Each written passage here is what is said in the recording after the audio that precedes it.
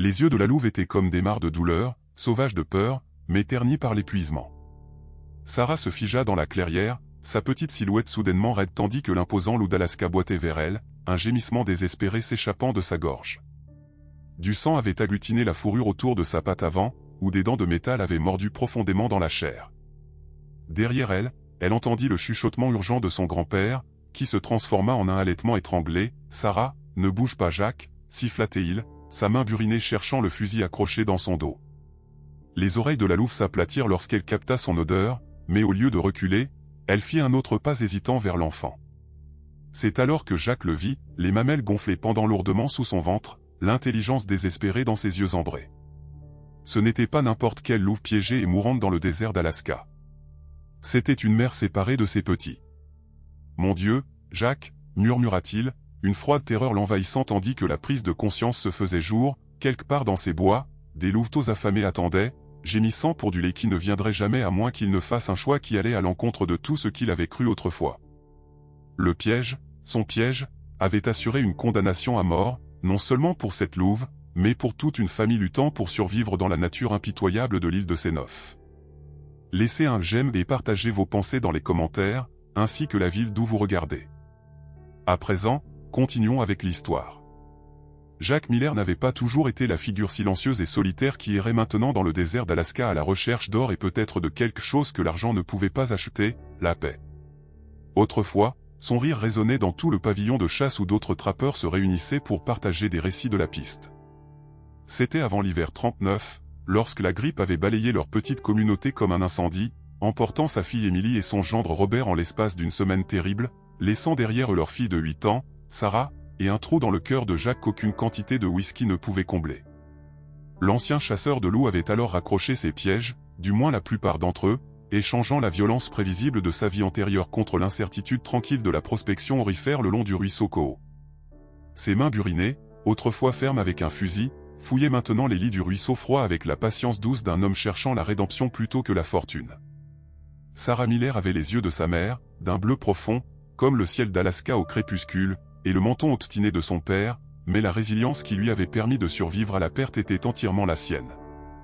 L'enfant parlait peu depuis les funérailles, mais son silence ne contenait aucun vide. Au contraire, il semblait rempli d'une conscience qui dépassait son âge. Alors que d'autres enfants de la colonie voisine jouaient avec des poupées et des soldats de plomb, Sarah collectionnait des plumes, étudiait les traces d'animaux et pouvait rester immobile pendant des heures à observer une famille de loutres jouant dans le ruisseau derrière leur cabane. L'extérieur bourru de Jacques s'adoucissait, uniquement pour elle, cette seconde chance inattendue en famille. Leur chagrin mutuel avait forgé un lien aussi fort et tacite que les montagnes antiques qui s'élevaient autour de leur petite cabane comme des gardiens silencieux. Le désert du sud-est de l'Alaska s'étendait sur l'île de Kupreanof comme une courte pointe vivante, une forêt d'épinettes denses cédant la place à des prairies alpines, des vallées enveloppées de brouillards sculptés par des ruisseaux cristallins. Le peuple Tlingit, qui habitait ces lieux depuis des siècles, parlait des loups comme de frères chasseurs, dignes de respect plutôt que d'un massacre aveugle. La plupart des colons blancs rejetaient ces discours comme de la superstition, mais le vieux Williamet, qui avait appris à Jacques à pister il y a des années, insistait sur le fait que les loups des bois locaux possédaient une sagesse que peu d'hommes pouvaient comprendre. Ils se souviennent plus longtemps que les hommes, avait-il dit un jour à Jacques. Au printemps 1941, alors que la guerre se préparait de l'autre côté de l'océan et que les tensions montaient au pays, la nature sauvage restait un lieu où les vieilles croyances et les dures réalités coexistaient dans un équilibre fragile. La découverte eut lieu par une matinée de printemps fraîche, lorsque la forêt était suspendue entre la retraite de l'hiver et l'avancée de l'été. Jacques s'était levé avant l'aube, comme à son habitude, laissant Sarah dormir sous la courte pointe patchwork qui avait autrefois appartenu à sa mère. Il avait prévu une demi-journée de prospection le long du coude du ruisseau Coho, où les eaux de fonte hivernales révélaient parfois des gisements prometteurs. Sarah s'était réveillée plus tôt que prévu, cependant, et avec une détermination caractéristique, elle avait insisté pour accompagner son grand-père. « Les loutres ont des bébés », avait-elle expliqué, son petit visage grave, « je veux voir s'ils nagent. » Jacques n'avait pu lui refuser cela. Ces moments de curiosité enfantine étaient devenus de plus en plus rares, des aperçus précieux de la fille qu'elle avait été avant que le chagrin ne remodèle son monde. Ils avaient suivi le ruisseau sur près de 3 kilomètres, Jacques s'arrêtant de temps en temps pour examiner des sédiments prometteurs, tandis que Sarah collectionnait des pierres et des plumes intéressantes. La forêt parlait sa langue matinale autour d'eux, des corbeaux croassant bruyamment depuis la canopée, le tambourinage lointain d'un pic, le vent tamisant les aiguilles d'épinette comme des secrets chuchotés. C'est Sarah qui entendit la première leçon d'un gémissement bas et douloureux. Contrairement à tout ce qui était produit par les habitants habituels de la forêt, elle s'était figée sur place, la tête inclinée, à la manière de quelqu'un habitué à écouter ce que les autres manquaient. Avant que Jacques ne puisse l'arrêter, elle s'était écartée de leur chemin habituel, attirée par le son de détresse avec la compassion instinctive qui ne cessait de surprendre et d'humilier son grand-père. Sarah, attends, avait appelé Jacques, mais elle était déjà en train de se frayer un chemin à travers un fourré de jeunes aulnes vers une petite clairière qui s'ouvrait sur une tourbière spongieuse au-delà. C'est là qu'il l'avait trouvée, la louve. Sa fourrure, de la couleur des nuages d'orage, et une patte avant prise dans l'étreinte vicieuse d'un piège à mâchoire, partiellement caché sous la mousse et la litière de feuilles. Jacques l'avait reconnu immédiatement, le même modèle qu'il avait utilisé pendant des années avant de raccrocher ses lignes de piégeage. Son estomac s'était serré avec la certitude pénible que ce piège portait sa marque, laissée derrière lui lors de sa dernière saison de chasse avant que la tragédie ne change tout. Les yeux ambrés de la louve étaient fixés sur lui avec un mélange de terreur et d'épuisement, son corps tremblant de l'effort de se tenir debout malgré sa blessure. « Grand-père, elle est blessée » chuchota Sarah, sa voix brisée. « Nous devons l'aider. » Jacques posa une main protectrice sur l'épaule de sa petite fille, son esprit courant entre instinct et calcul. La louve était grande, facilement 45 kilos, et malgré son état de faiblesse, elle pouvait infliger des blessures dévastatrices si elle se sentait menacée. Pourtant, quelque chose dans son regard désespéré parlait de plus que de l'instinct de survie. L'œil expérimenté de Jacques nota les mamelles gonflées, la façon dont elle essayait à plusieurs reprises de s'éloigner dans une direction précise plutôt que de simplement s'échapper. « C'est une mère, dit-il doucement. Elle a des petits quelque part qui l'attendent. » Cette réalisation confronta Jacques à un dilemme moral qui touchait au cœur de l'homme qu'il avait été autrefois par rapport à l'homme qu'il essayait de devenir. Pendant plus de 20 ans, il avait chassé les loups avec une efficacité méthodique, les considérant comme rien de plus que des concurrents pour le gibier et des fourrures de valeur. L'ancien Jacques aurait abattu cet animal d'un seul coup, ressentant peut-être un pincement de regret, mais le justifiant comme de la pitié. Mais la présence de Sarah et le chemin parcouru au cours des 2 dernières années avaient changé quelque chose de fondamental en lui. Les yeux de la louve semblaient contenir une intelligence désespérée, une supplication qui transcendait les espèces. « Pouvons-nous la sauver » demanda Sarah, sa petite main agrippant la sienne. « S'il te plaît, grand-père, elle doit retourner auprès de ses bébés. » Les paroles de Tom Reed résonnèrent moqueusement dans l'esprit de Jacques. « Tu t'attendris avec l'âge, Miller, ces bêtes déchireraient ta petite fille si on leur en donnait la moitié de l'occasion. » Le chasseur le plus véhément de la ville n'avait pas caché son mépris pour la retraite de Jacques du piégeage. Pourtant, le regard inébranlable de Sarah ne contenait aucun calcul de ce genre, seulement la compassion claire et simple que les adultes perdaient si souvent à cause de l'expérience et des préjugés. « Ce ne sera pas facile, dit finalement Jacques. Elle a peur et elle est blessée, et même si nous la libérons, elle pourrait ne pas être capable de marcher. » Il ne mentionna pas la préoccupation la plus urgente, à savoir qu'après des jours de piège sans nourriture ni eau, le lait de la louve aurait pu se tarir, rendant le sauvetage futile pour la mère et les petits. Sarah acquiesça solennellement. « Nous devons essayer. » Cette simple déclaration ne laissait aucune place au débat. Jacques soupira, reconnaissant l'écho de la détermination de sa fille dans le mouvement de la petite mâchoire de Sarah. « Très bien alors. La première chose à faire, c'est de trouver sa tanière et de nous assurer que les louveteaux sont encore en vie. Il ne sert à rien de la libérer si. » Il laissa sa phrase en suspens, peu disposé à prononcer à voix haute les dures réalités de la survie dans la nature. Ils firent un large cercle autour de la louve piégée, les yeux de Jacques scrutant le sol à la recherche de traces qui pourraient les conduire à la tanière. Les plaques persistantes de neige printanière se révélèrent être une bénédiction, révélant des empreintes de loups distinctes s'éloignant de la tourbière et remontant une pente douce vers une forêt plus dense. Les compétences de pistage de Jacques, affinées par des décennies passées dans ces bois, notèrent la profondeur et le motif des empreintes, celle d'une louve alourdie par le lait, sa démarche changeant après avoir allaité avec succès ses petits. Les traces dataient peut-être d'une semaine, ce qui suggérait que la louve était piégée depuis au moins aussi longtemps. « Par ici » murmura-t-il, guidant Sarah le long de la faible piste. Le sentier serpentait à travers d'épais peuplements d'épinettes de Sitka, puis remontait une pente parsemée de roches où les empreintes disparaissaient sur un sol plus dur. Jacques fit une pause, étudiant le terrain avec des yeux plissés avant de continuer vers le haut avec la confiance née d'une longue expérience. Sarah suivit sans se plaindre, ses petites bottes trouvant un point d'appui sur parmi les roches avec une précision étrange. Ils trouvèrent la tanière à la base d'une épinette massive, ses racines créant un abri naturel renforcé par les creusements de la louve. Jacques s'approcha prudemment, conscient que des louveteaux plus âgés pouvaient être présents et potentiellement dangereux, malgré leur jeune âge. « Reste en arrière », avertit-il Sarah, mais elle s'était déjà arrêtée, semblant comprendre instinctivement le besoin de prudence. Jacques s'agenouilla près de l'entrée, écoutant attentivement. Les faibles gémissements aigus lui dirent immédiatement que les louveteaux étaient vivants, bien que la faiblesse de leurs cris suggéra qu'il ne le resterait pas beaucoup plus longtemps.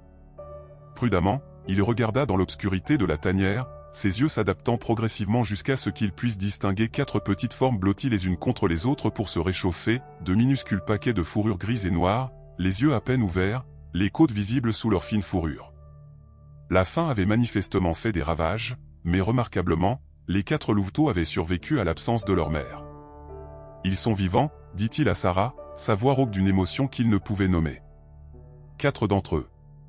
Mais ils ne tiendront pas une journée de plus sans leur maman. Le visage de Sarah s'illumina d'une joie féroce. « Alors nous devons nous dépêcher, » dit-elle, se retournant déjà vers le chemin d'où il venait. Son objectif est clair et simple comme un ruisseau de montagne. Jacques confectionna un porte-bébé de fortune à partir de son sac à dos en toile usée, perçant des trous pour permettre la circulation de l'air et le tapissant de sa chemise en laine. Avec des mains douces qui démentaient son apparence burinée, il rassembla les louveteaux un par un, leurs minuscules corps tremblant contre ses paumes calleuses. Chacun pesait à peine plus qu'un cône de pain, leurs yeux à peine ouverts, les côtes proéminentes sous une fine fourrure. Sarah regardait attentivement, son expression solennelle reflétant la gravité de leur mission. « Ils sont si petits », chuchota-t-elle tandis que Jacques plaçait soigneusement le dernier louveteau dans le sac, en assurant la fermeture mais en veillant à ce que le haut reste partiellement ouvert pour la ventilation. « Nous devons nous déplacer rapidement. Leur maman est sans nourriture ni eau depuis des jours et elle a perdu du sang en se battant contre ce piège. » Le chemin du retour sembla plus long, le poids de la responsabilité plus lourd que le fardeau physique de porter 4 louveteaux affamés. L'esprit de Jacques passait en revue des scénarios, aucun particulièrement prometteur. Même s'il libérait la louve, elle pourrait être trop faible pour chasser, trop blessée pour s'occuper de ses petits. Elle pourrait se retourner contre lui par peur ou par désespoir. La partie pratique et non sentimentale de lui, celle qui avait survécu 6 décennies dans cette nature impitoyable, savait que les chances étaient contre la survie de cette famille. Pourtant, quelque chose dans la détermination inébranlable de Sarah réduisait ses doutes au silence. Alors qu'ils approchaient de la clairière où la louve piégée attendait, Jacques posa le sac et posa une main protectrice sur l'épaule de Sarah. « Reste ici avec les louveteaux, » lui ordonna-t-il. « Je vais d'abord vérifier leur maman. M'assurer qu'elle n'a pas empiré. » La louve s'était effondrée lorsqu'ils étaient apparus en vue, son corps à plat contre la mousse, à l'exception de sa patte piégée, toujours surélevée par le mécanisme vicieux solidement ancré au sol. Sa cage thoracique se dilatait rapidement avec des respirations superficielles, mais ses yeux ambrés restaient alertes, suivant chaque mouvement de Jacques. Un grognement bas roula dans sa gorge, non pas de l'agression, mais plutôt un dernier avertissement d'une créature qui n'avait plus rien à perdre. « Doucement », murmura Jacques, gardant ses mouvements lents et délibérés. « Nous avons trouvé tes petits. Ils sont vivants, tenant à peine, mais vivants. » Que ce soit à cause de son ton ou d'une compréhension plus profonde, le grognement de la louve s'apaisa. Ses oreilles, auparavant aplaties contre son crâne, se redressèrent légèrement. Lorsque Sarah apparut à l'orée de la clairière, le sac serré contre sa poitrine, tout le comportement de la louve changea.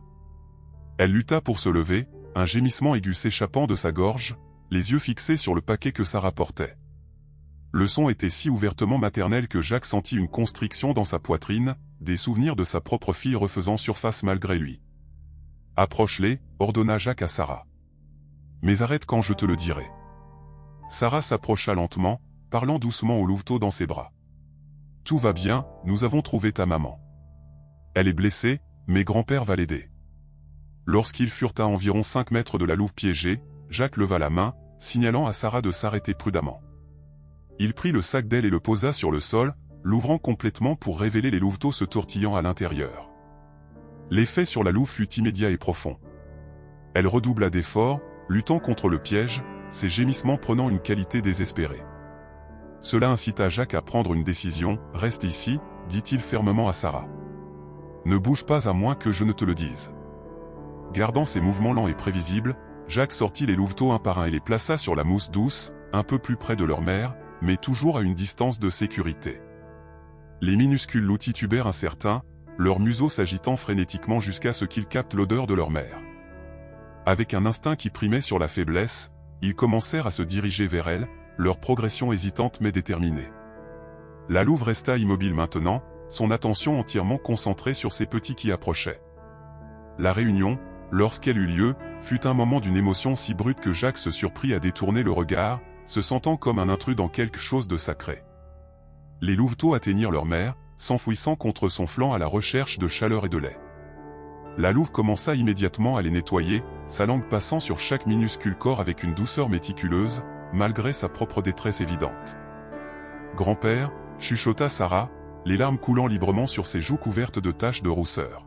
« Nous devons l'aider maintenant. » Jacques acquiesça. Le chemin à suivre était soudainement clair. Nous devrons leur apporter de la nourriture et de l'eau pendant que nous cherchons comment la libérer en toute sécurité. Ce piège est dans le sol depuis longtemps.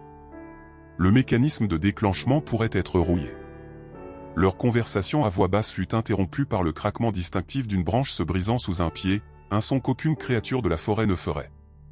Jacques se retourna d'un coup, se plaçant instinctivement entre Sarah et la menace potentielle. Thomas Reed émergea de la lisière des arbres, le fusil nonchalamment posé dans ses bras, son visage buriné se durcissant lorsqu'il embrassa la scène devant lui. « Eh bien, Jacques Miller » jouant l'infirmière auprès de la vermine, lança Reed, son regard oscillant entre Jacques, Sarah et la famille de loups. « Que diraient tes anciens partenaires de piégeage s'ils pouvaient te voir maintenant ?» Jacques sentit Sarah se presser contre son flanc, son petit corps tendu. « Que fais-tu ici, Thomas » demanda-t-il, gardant sa voix calme malgré les signaux d'alarme qui résonnaient dans son esprit. Reed fit un geste vague vers les collines au-delà. « Je pose mes pièges de printemps. La saison est sur le point de commencer. » Ses yeux se plissèrent lorsqu'ils se fixèrent sur la louve. « On dirait que j'ai trouvé un des tiens à la place, il y a encore ta marque dessus. » Cette reconnaissance frappa Jacques comme un coup physique, la confirmation de sa responsabilité dans la souffrance de l'animal. « Elle a des louveteaux, dit-il simplement. Reed renifla, d'autant plus de raisons de l'abattre. 4 loups de moins qui grandiront en tuant le gibier et le bétail. Il déplaça légèrement son fusil, le mouvement étant décontracté mais indubitable dans son intention. Sarah s'avança avant que Jacques ne puisse l'arrêter. « Non, ils ne font de mal à personne, nous les aidons. » L'expression de Reed s'adoucit légèrement lorsqu'il regarda l'enfant, mais sa voix resta ferme. « Ton grand-père t'a mal appris, petite. Les loups sont des prédateurs. Ils n'ont pas leur place près des lieux civilisés. Certains hommes non plus, dit Jacques doucement. Mais nous les laissons rester quand même. » La tension entre les deux hommes était aussi tendue qu'une ligne de piège. La main de Sarah trouva celle de Jacques, sa prise étant étonnamment forte. À ce moment précis, Jacques prit une décision qui allait irréversiblement modifier le cours de sa vie et, aux yeux de Sarah, un engagement qui les plaçait en opposition à la tradition de la communauté et à son propre passé. « Nous restons avec elle jusqu'à ce qu'elle soit libérée et suffisamment guérie pour s'occuper de ses petits, déclara-t-il, son ton ne tolérant aucune discussion.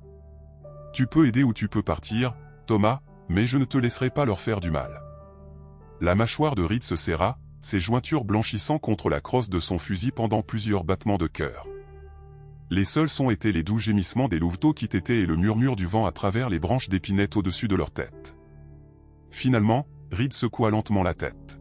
« Tu as toujours été têtu, Miller.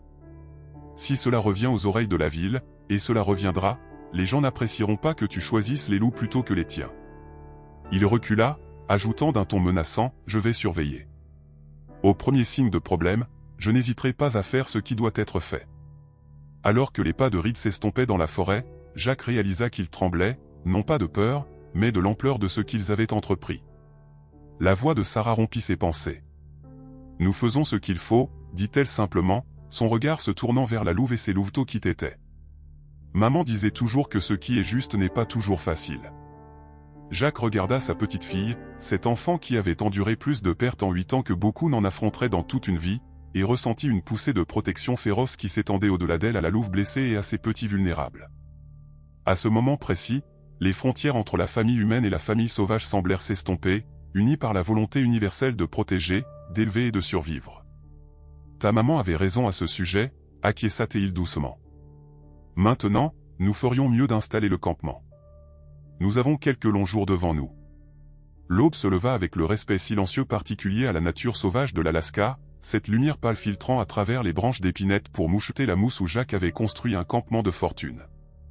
Utilisant des compétences perfectionnées pendant des décennies de survie dans la nature, il avait construit un petit abri appuyé contre le large tronc d'une ancienne pruche, le disposant de manière à protéger Sarah des éléments tout en maintenant une vue dégagée sur la louve piégée et ses louveteaux. La nuit s'était écoulée par incréments irréguliers de sommeil et de veille, le visage buriné de Jack étant illuminé de temps en temps par la petite patte, le feu soigneusement entretenu qui tenait à distance la fraîcheur printanière. Sarah avait finalement succombé à l'épuisement peu après minuit, sa petite silhouette levée sous le manteau épais de Jack, mais une main agrippant toujours le renard en bois sculpté que son père lui avait offert pour son 9e anniversaire. Première chose à faire, murmura Jack à lui-même en rallumant le feu, jetant des regards occasionnels vers la famille de Lou. La mère était restée alerte toute la nuit, ses yeux ambrés reflétant la lumière du feu chaque fois que Jack se déplaçait dans le campement. Elle ne montrait aucune agressivité, semblant maintenant avoir accepté leur présence comme non menaçante.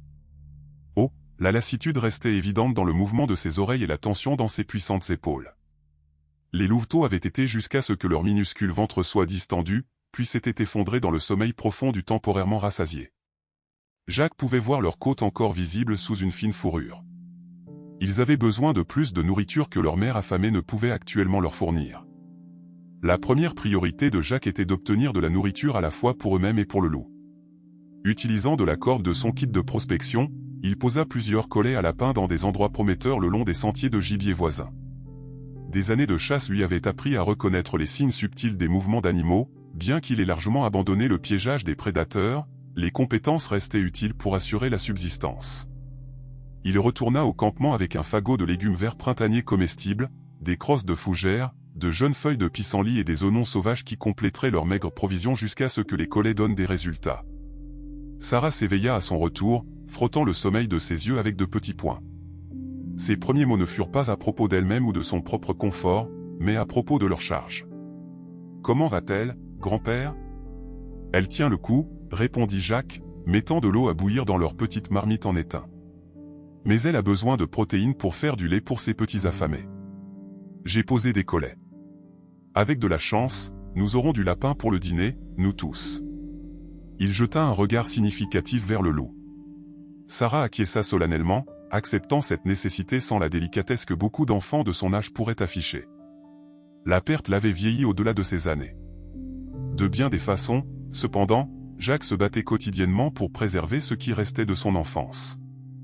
Elle se déplaça jusqu'à l'orée de leur campement, maintenant toujours la distance que Jack avait insisté, et s'installa en tailleur sur le sol pour observer la famille de loups.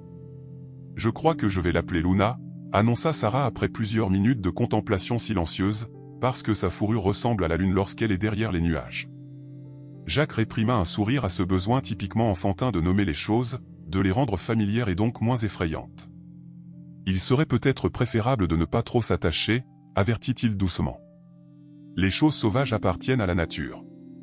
Une fois qu'elle sera guérie, elle prendra sa famille et ira là où est sa place. Les yeux bleus de Sarah, si semblables à ceux de sa mère, le regardèrent avec une sagesse inattendue. « On peut aimer quelque chose et quand même le laisser partir, » dit-elle simplement. « C'est ce que tu m'as dit à propos de maman et papa. » Jack déglutit difficilement face au soudain serrement dans sa gorge. Il s'occupa de la préparation de leur modeste petit déjeuner, l'enfant ayant une façon déconcertante de percer ses défenses soigneusement construites avec la perspicacité simple et dévastatrice de l'innocence. Le jour établit un schéma qui allait régir leur vie pour la semaine à venir. Jack vérifia ses collets 2 fois par jour, en déplaçant ceux qui s'avéraient improductifs. À sa satisfaction, le ruisseau voisin donna plusieurs grosses truites lorsqu'il improvisa une ligne de pêche à partir de ses provisions. Le premier lapin qu'il captura fut dépecé et partiellement cuit avant d'être offert à la louve, suffisamment cru pour plaire à sa nature carnivore, mais suffisamment chaud pour libérer l'arôme séduisant de la nourriture. Elle avait d'abord regardé l'offrande avec suspicion, mais la faim finit par l'emporter sur la prudence. Jack plaça la viande juste à portée de sa chaîne, puis recula pour regarder comme elle la dévorait avec l'efficacité désespérée du vraiment affamé. Chaque jour, Jack s'approchait légèrement plus près pendant ses nourrissages, parlant du même ton bas et régulier qu'il utilisait pour apaiser les chevaux nerveux dans ses jeunes années. Sarah suivait son exemple, sa tranquillité naturelle étant un atout pour gagner la confiance du loup. Les louveteaux, moins chargé par l'expérience et la peur instinctive, montrait de la curiosité envers ces étranges créatures à deux pattes qui apportaient de la nourriture. Dès le 3e jour, le plus audacieux de la portée, un mâle avec une marque blanche distinctive sur sa poitrine, s'aventura à renifler la main tendue de Sarah avant de se précipiter vers la sécurité du flanc de sa mère. « Il m'aime bien », chuchota Sarah, son visage illuminé d'une joie que Jacques n'avait pas vue depuis avant que la grippe n'emporte ses parents. « On dirait bien », acquiesça Jacques, observant l'interaction avec un mélange de plaisir et d'inquiétude. « Mais souviens-toi, ce n'est pas un animal de compagnie, même si jeune. Ses dents sont pointues et sa maman n'appréciera pas toute menace perçue. » Sarah acquiesça, acceptant la mise en garde comme faisant partie du privilège de la proximité. « Je n'essaierai pas de le caresser, promit-elle. Je veux juste qu'il sache que nous sommes amis. » L'idylle de leur routine en développement fut brisée au 4e matin par le son lointain mais indubitable de voix d'homme et les aboiements occasionnels d'un chien. Jacques se tendit immédiatement, reconnaissant les implications. Thomas Reed avait tenu sa menace implicite en amenant des gens de la ville pour enquêter ou éliminer ce qu'il considérait comme une menace. « Sarah, » dit Jacques doucement mais fermement, « j'ai besoin que tu restes ici avec Luna et ses louveteaux, reste très immobile et silencieuse. » Les yeux de Sarah s'écarquillèrent, mais elle acquiesça immédiatement, comprenant la gravité de la situation. « Qu'est-ce que tu vas faire ?» demanda-t-elle. « Les devancer » répondit Jacques, vérifiant que son couteau était bien en sécurité dans son fourreau. « Essayez de raisonner avec eux. » Le scepticisme dans sa propre voix trahissait son évaluation de ses chances. Jacques se déplaça silencieusement à travers la forêt en suivant les sons jusqu'à ce qu'il intercepte le groupe qui approchait avant qu'il n'atteigne la clairière. Comme il le craignait, Thomas Reed menait le groupe, accompagné du shérif James Cooper et de 3 autres hommes de la ville, dont le jeune Robert Wilson, dont la famille possédait la plus grande exploitation bovine de la région. La présence du shérif, particulièrement préoccupante pour Jacques, suggérait que Reed avait réussi à présenter cela comme une question de sécurité communautaire plutôt que de vendetta personnelle. Jacques reconnut le shérif Cooper avec un bref signe de tête. Thomas Reed dit que tu t'es autoproclamé gardien d'une famille de loups. Jacques rencontra le regard du shérif avec fermeté. Une femelle piégée et ses petits. Elle est prise dans un vieux piège à moi, blessée mais pas mortellement. Ma petite fille et moi nous occupons d'elle jusqu'à ce qu'elle puisse se débrouiller à nouveau. Reed cracha avec mépris sur le sol de la forêt.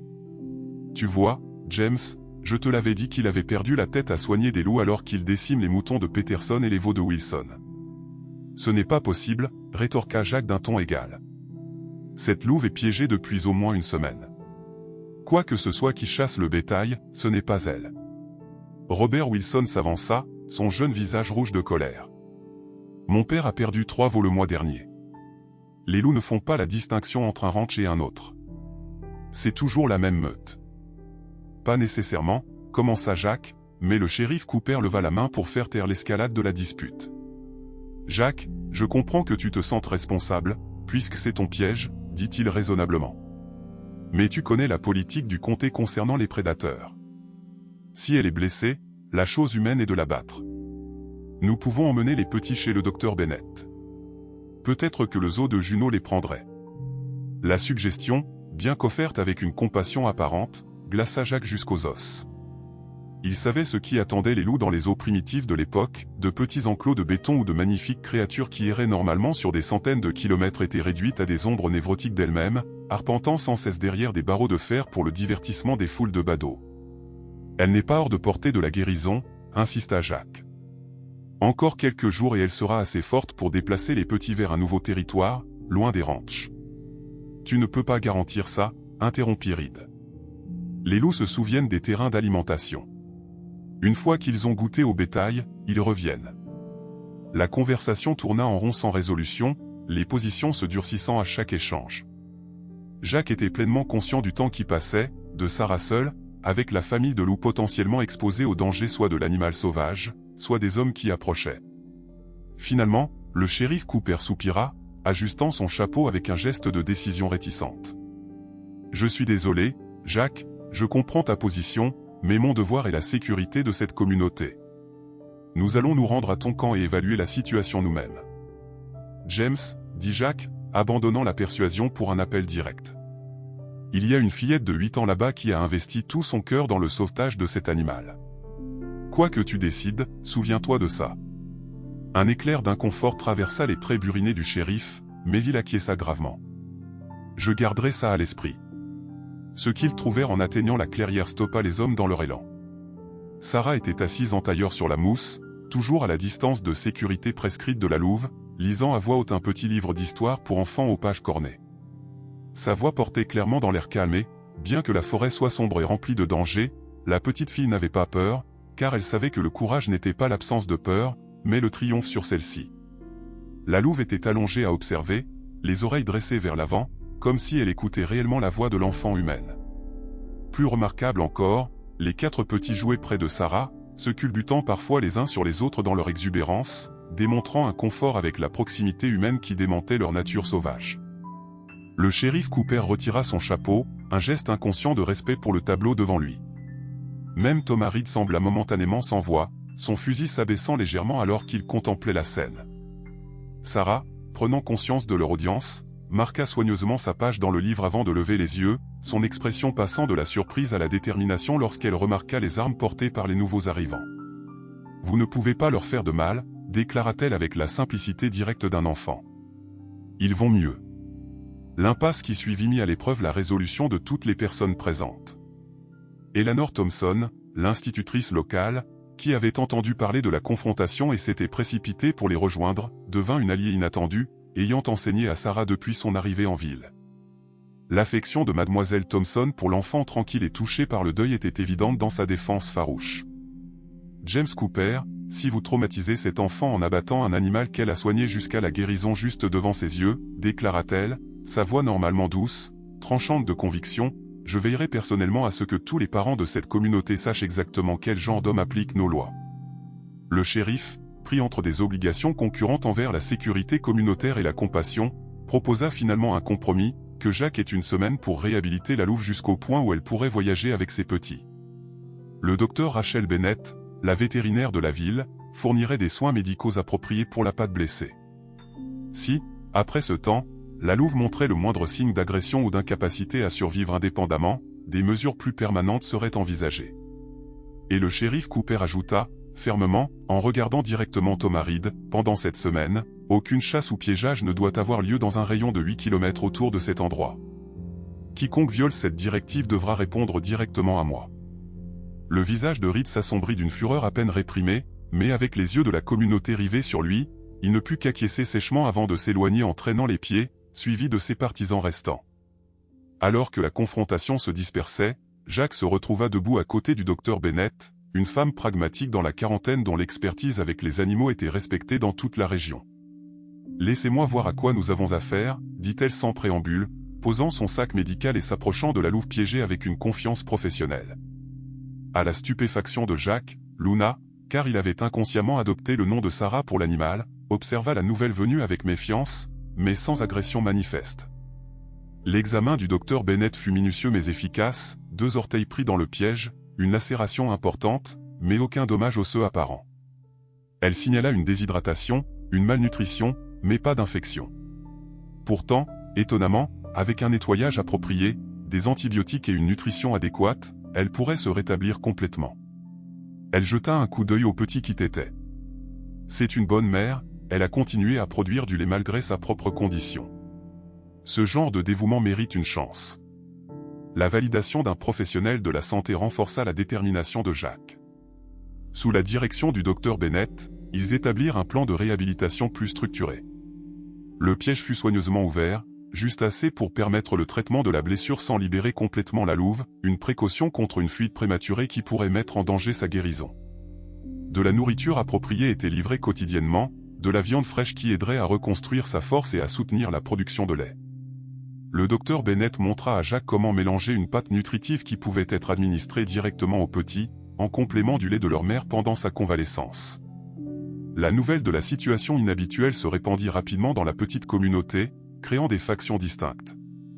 Certains, comme Thomas Reed, restèrent farouchement opposés à tout accommodement avec une espèce prédatrice. Les autres, en particulier après avoir visité la clairière et avoir été témoins du lien improbable qui se développait entre Sarah et la famille de Lou, virent leurs idées préconçues remises en question. William Hay, le guide Tlingy âgé, qui avait autrefois appris à Jacques à pister, devint un visiteur fréquent, observant avec une approbation silencieuse.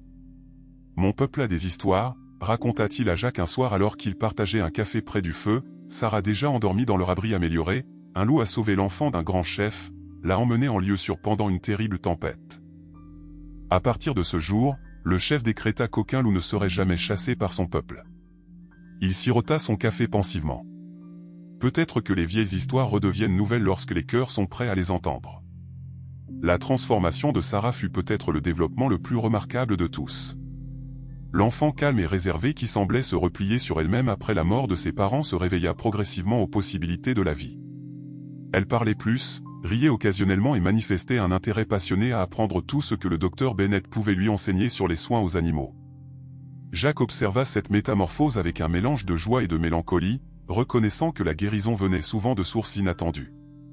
Au 6e jour, Luna pouvait se tenir debout sans assistance, mettant un poids hésitant sur sa patte blessée. Les petits, recevant maintenant une nutrition adéquate, s'étaient transformés de créatures maigres et désespérées en boules de fourrure rouge et énergiques dont le jeu, les combats et l'exploration ravissaient Sarah et amusaient les adultes qui venaient observer.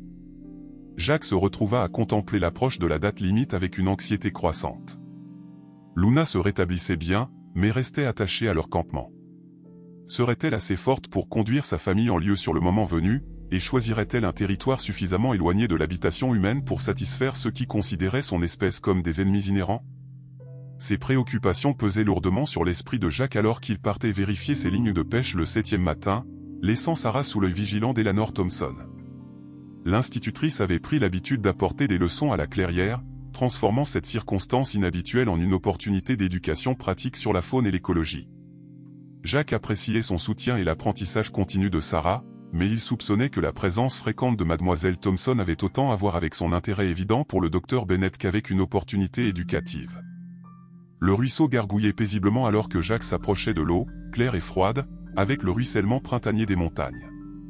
Il vérifiait la première ligne tendue lorsqu'un craquement de brindilles l'alerte d'une autre présence. Se retournant rapidement, il se retrouva face à Thomas Reed, dont l'expression combinait triomphe et malice à parts égales.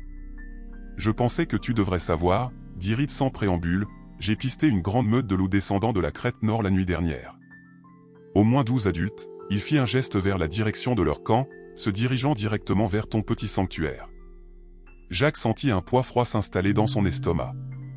Si Reed disait la vérité, et malgré leurs différences, Jacques n'avait jamais su que l'homme mentait sur les signes de la faune, la situation venait de devenir considérablement plus complexe.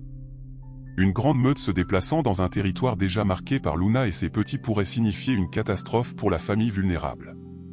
Tout aussi préoccupant était le danger potentiel pour Sarah et les autres.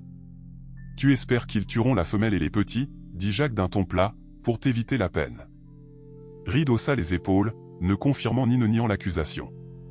La nature suit son cours, c'est tout. Les loups contrôlent leur propre territoire assez efficacement. Il se tourna pour partir, puis fit une pause. Bien sûr, s'il y a une menace pour les humains, tous les paris sont ouverts.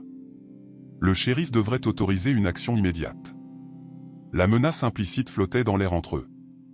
Jacques resta immobile jusqu'à ce que Reed disparaisse parmi les arbres, puis abandonna sa pêche pour se précipiter vers le camp, l'esprit rempli de plans d'urgence. La semaine de grâce accordée par le shérif Cooper ne signifierait rien si une meute de loups descendait sur leur emplacement.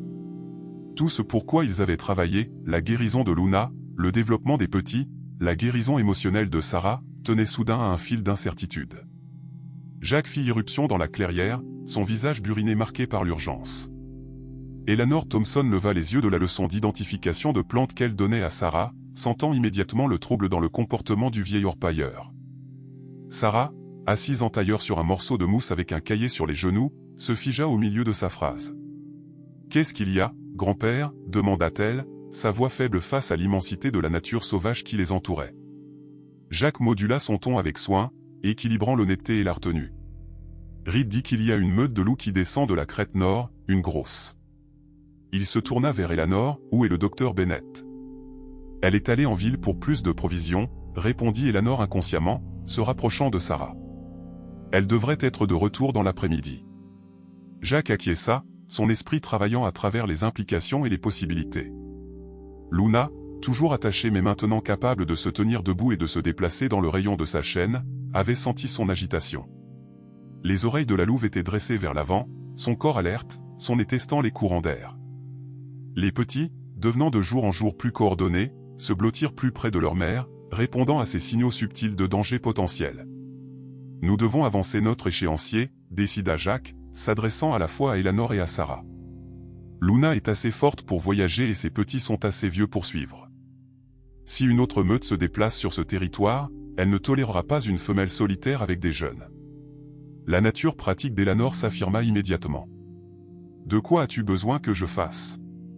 Emmène Sarah en ville, commença Jacques, mais fut immédiatement interrompu par la protestation véhémente de sa petite fille.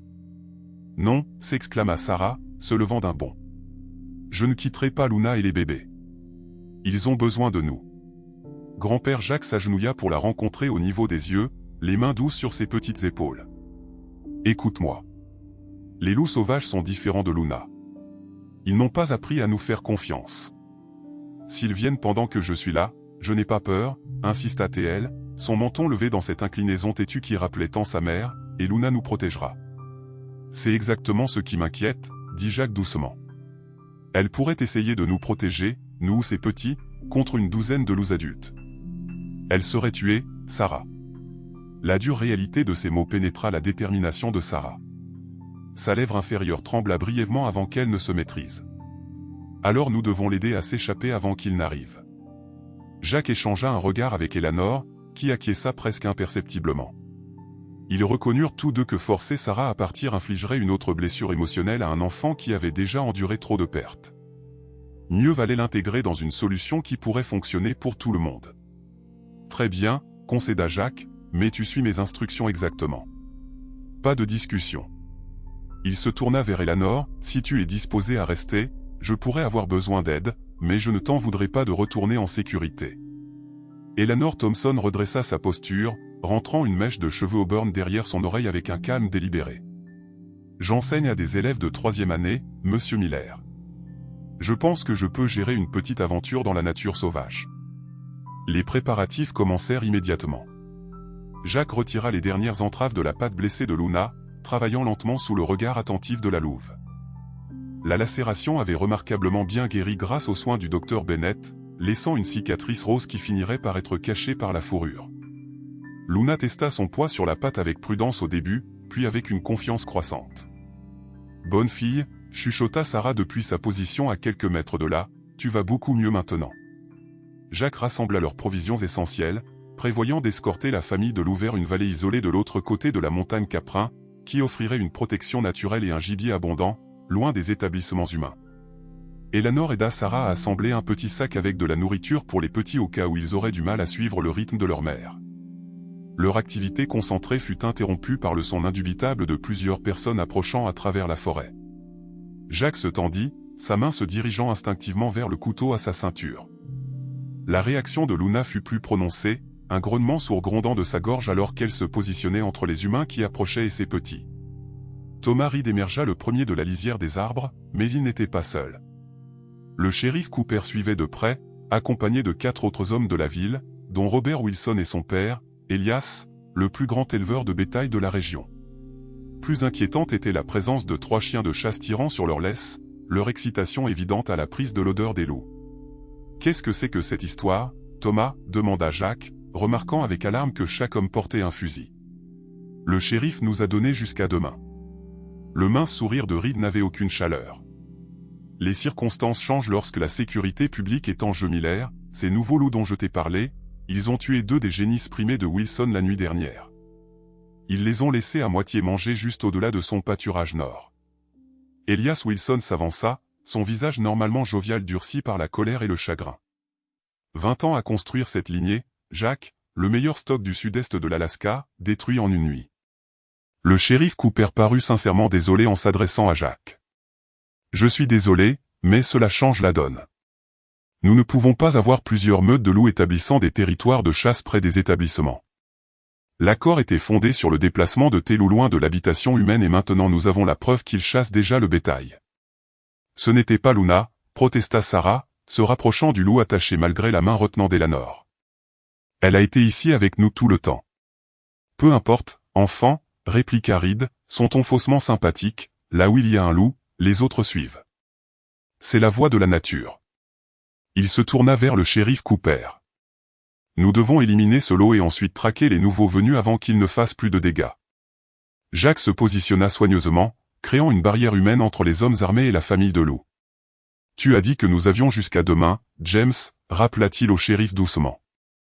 Nous nous préparions justement à la déplacer, elle et les petits, vers la vallée lointaine, loin de toute terre de ranch. Cooper hésita, l'intégrité luttant avec la pression des éleveurs influents. Combien de temps cela prendrait-il? Nous pourrions commencer maintenant, proposa Jack. Être bien au-delà de la crête à la tombée de la nuit. Le rire moqueur de Reed coupa ce moment de considération et de confiance. Et te faire confiance pour le faire vraiment. Pour autant que nous sachions, tu les redirigeras directement vers les proies les plus faciles. Il fit un geste vers ses compagnons. Nous avons perdu assez de temps avec cette folie. Wilson a perdu du bétail de valeur. Le conseil a été clair sur la politique concernant les prédateurs. La tension dans la clairière augmenta sensiblement, les chiens sentant les loups et l'anxiété humaine devint plus agités, aboyant et se jetant contre leurs attaches. Luna réagit de la même manière, son instinct protecteur submergeant la confiance hésitante qu'elle avait développée avec les humains qui avaient pris soin d'elle. Les petits se retirèrent dans la dépression peu profonde sous les racines d'épinettes qui avaient servi de tanière temporaire. Eleanor s'avança, abandonnant sa retenue habituelle. Thomas Reed, si tu penses que cette communauté soutiendra le massacre d'un animal blessé et de ses bébés devant un enfant, tu te trompes lourdement. Elle se tourna vers Cooper. Shérif, tu vois sûrement que cette situation exige plus de délicatesse que des armes à feu et des chiens de chasse. L'impasse fragile aurait pu se résoudre pacifiquement sans le craquement sec soudain d'un fusil provenant du plus profond de la forêt. Le son résonna parmi les arbres, surprenant tout le monde dans la clairière. Un des chiens de chasse, un puissant terrier Airedale appartenant à Robert Wilson, se libéra de la prise relâchée de son propriétaire et chargea vers Luna, les dents découvertes et aboyant férocement. Les événements se déroulèrent avec l'inévitabilité terrible d'une avalanche. Luna rencontra le chien attaquant avec toute la force de la protection maternelle, sa condition affaiblie oubliée dans la poussée de rage défensive. Sarah hurla, se jetant en avant, seulement pour être attrapée et retenue par la réaction rapide d'Eleanor. Jack se déplaça pour intercepter le chien, mais était trop loin. Reed leva son fusil, visant le loup attaqué. Non, cria Jack, se jetant vers Reed juste au moment où le fusil se déchargea. La douleur explosa à travers l'épaule gauche de Jack alors que la balle destinée à Luna traversa la chair et le muscle. Il chancela mais resta debout, une main pressée contre la chaleur croissante du sang qui imbibait sa chemise. À travers un voile de choc, il vit le shérif Cooper arracher le fusil des mains de Reed, son visage livide de colère. « As-tu perdu la tête, Thomas » hurla Cooper. « Tu as tiré sur un homme. » Le chaos dans la clairière s'intensifia. Luna avait réussi à chasser le chien, qui se retira avec un museau ensanglanté pour se blottir derrière son propriétaire. Le loup se tenait protecteur devant ses petits, les dents découvertes dans un grognement qui promettait la violence à quiconque s'approcherait. Sarah se libéra d'Eleanor et courut vers son grand-père, son petit visage blanc de terreur. « Grand-père, tu es blessé » cria-t-elle, ses mains flottant impuissantes près de son épaule ensanglantée. Jack serra les dents contre la douleur. « Je vais bien, Sarah, juste une égratignure. » Il se redressa avec effort, se tournant pour faire face aux hommes rassemblés. Cela est allé assez loin.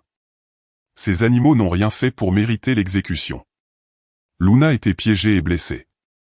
Elle n'a tué aucun bétail et ses petits sont innocents de tout sauf d'être nés loups. Le docteur Rachel Bennett choisit ce moment pour arriver, son sac médical serré dans une main. Alors qu'elle examinait la scène avec un calme professionnel, malgré la tension évidente, « J'ai entendu un coup de feu », dit-elle, se dirigeant immédiatement vers Jack.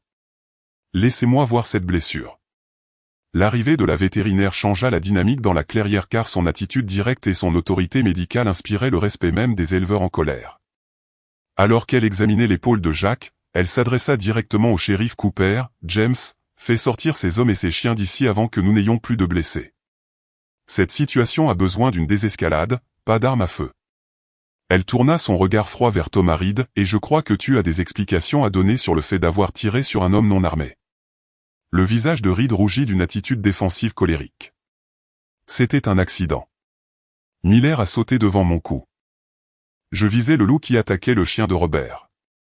Le chien qui s'est libéré et a attaqué en premier, souligna Eleanor vivement, après que quelqu'un ait tiré un coup de feu depuis les bois. Son implication était claire, toute la confrontation avait été orchestrée pour créer une justification pour tuer les loups. Le shérif Cooper, confronté à un homme blessé et à des accusations de collusion potentielle, prit une décision rapide, tout le monde recule. Dr Bennett, soignez Jack. Thomas, Robert, attachez ces chiens et suivez-moi. Il se tourna vers Elias Wilson. Je vais avoir besoin que tu vérifies ces tueries de bétail. Elias, si une autre meute se déplace dans la région, nous devons nous en occuper directement, et ne pas nous en prendre à cette femelle qui est sous observation depuis une semaine. Alors que la tension dans la clairière diminuait graduellement, Jack restait concentré sur Luna. Le loup s'était retiré vers ses petits, mais maintenait sa posture défensive, comprenant clairement que la menace n'était pas complètement passée. Sarah, après avoir été assurée que son grand-père survivrait, reporta son attention sur la famille de loup également. « Ils ont peur, grand-père, dit-elle doucement. Nous devons les aider à s'échapper avant que ces hommes ne reviennent. » Le docteur Bennett, ayant nettoyé et bandé la blessure de Jack du mieux qu'elle pouvait dans les conditions du terrain, exprima son accord. La balle a traversé le tissu musculaire. Pas de dommages artériels que je puisse détecter. Mais tu as besoin de soins médicaux appropriés, Jack. Et elle a raison, nous devons déplacer ces loups immédiatement. Ce coup de feu aura alerté tous les prédateurs et charognards à des kilomètres à la ronde. Le son lointain d'un hurlement confirma son évaluation. Quelque part au nord, plusieurs loups s'appelaient les uns les autres, une meute de chasse communiquant alors qu'ils se déplaçaient à travers leur territoire. Les oreilles de Luna se dressèrent vers l'avant, son corps se tendant au son de sa propre espèce. « Va-t-elle les rejoindre ?» demanda Eleanor, exprimant la question qui était venue à l'esprit de tout le monde. Jack secoua la tête, le mouvement causant une nouvelle vague de douleur dans son épaule blessée. Peu probable. Une femelle solitaire avec de jeunes petits serait considérée comme une concurrence, pas comme un membre potentiel de la meute. Ces hurlements sont un avertissement, pas une invitation. Alors nous devons les déplacer dans la direction opposée, décida le docteur Bennett. La vallée du sud au-delà de Deer Creek a beaucoup de gibier et d'abris naturels. J'ai pisté des signes de loups là-bas dans le passé, mais il n'y a pas de meute établie actuellement. Jack acquiesça mentalement, calculant l'itinéraire et les difficultés. Le voyage les éloignerait de la ville, à travers un terrain difficile, mais offrait la meilleure chance à Luna et à ses petits d'établir un territoire sûr. La partie rationnelle de lui reconnaissait que sa blessure compliquait considérablement les choses. Il perdait du sang malgré les bandages, et la randonnée serait ardue même pour quelqu'un en pleine forme. Sarah sembla lire dans ses pensées. « Je peux vous aider à montrer le chemin, grand-père. Je connais le sentier vers Deer Creek que vous m'avez montré l'été dernier quand nous sommes allés pêcher, dit-elle. » Les adultes échangèrent des regards inquiets, mais Jack reconnut la détermination dans l'expression de sa petite fille. Plus important encore, il comprit que Luna avait tissé un lien avec l'enfant qui pourrait s'avérer crucial dans leur tentative de déplacer la famille de loups. « Nous irons ensemble, décida-t-il. Dr Bennett, si vous pouviez informer le shérif Cooper de nos plans une fois que nous serons en route, il est préférable qu'il sache que nous respectons l'accord initial. » Rachel Bennett hocha la tête vivement. « Je ferai mieux que ça. Je viendrai avec vous jusqu'à la crête. Ma formation médicale s'étend au-delà des patients à 4 pattes et cette épaule a besoin d'être surveillée. » Eleanor Thompson, dont Jack s'attendait à ce qu'elle retourne en sécurité à la ville, le surprit en annonçant « Je viens aussi. Sarah est mon élève et je ne la quitte pas. » L'acier dans sa voix ne brisa aucun argument. Leur route étant décidée, les préparatifs se déroulèrent rapidement. Jack façonna une sorte de porte-bébé improvisé pour le plus petit des louveteaux, qui avait encore du mal à supporter les voyages prolongés. Le docteur Bennett reconstitua leur fourniture de premiers soins et prépara un mélange de bouillon de bœuf concentré qui fournirait à Luna l'énergie nécessaire pour le voyage. Eleanor et Sarah rassemblèrent les quelques possessions dont elles auraient besoin, laissant le camp temporaire, en grande partie tel qu'elles l'avaient trouvé. La partie la plus délicate de l'opération consistait à encourager Luna à les suivre sans contrainte. Maintenant complètement libérée du piège, elle pouvait facilement disparaître dans la forêt avec ses petits, potentiellement directement dans le territoire de la meute de loups qui approchait. Jack craignait que le stress de la confrontation n'ait érodé la confiance qu'ils avaient si soigneusement construite au cours de la semaine passée. Ces craintes se sont avérées infondées. Sarah, avec la compréhension intuitive qui se développe parfois entre les enfants et les animaux, approcha Luna avec des mouvements lents et délibérés, parlant du même ton doux qu'elle avait utilisé pendant leur jour ensemble. « Nous devons partir maintenant, Luna, dit-elle doucement. De méchants hommes veulent te faire du mal, à toi et à tes bébés. Nous connaissons un endroit sûr, mais tu dois nous suivre. » Que la louve ait compris les mots ou simplement l'intention derrière eux, sa réponse fut remarquable. Elle rassembla les 3 louveteaux les plus forts avec de douces poussées, puis regarda Sarah avec impatience, qui portait le plus petit. Dans l'écharpe improvisée, les humains commencèrent leur voyage vers le sud, loin du bruit des hurlements, loin des colonies et des ranchs, dans la nature plus profonde qui offrait à la fois danger et sanctuaire.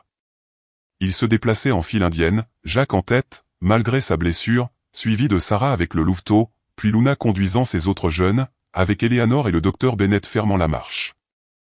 Leur progression était nécessairement lente, tenant compte à la fois de l'état blessé de Jacques et des limitations des jeunes loups. L'itinéraire les menait le long de sentiers de gibier, dans la mesure du possible, traversant de petits ruisseaux et naviguant à travers des peuplements d'épinettes et de pruches antiques. Luna s'aventurait parfois en avant ou sur les côtés, son puissant odorat recueillant des informations sur leur environnement, mais elle revenait toujours à la petite procession comme si elle comprenait leur objectif commun. Les hurlements lointains continuaient par intermittence, apparaissant parfois plus proches, parfois plus éloignés, alors que l'autre meute se déplaçait dans son territoire de chasse. Chaque fois que les sons étranges résonnaient dans la forêt, Luna s'arrêtait et écoutait attentivement, son corps tendu d'alerte, avant de continuer avec une urgence renouvelée. Ils avaient parcouru peut-être 5 kilomètres quand la catastrophe frappa. Le sentier se rétrécit en passant le long d'un flanc de colline escarpée, les obligeant à avancer en file indienne serrée.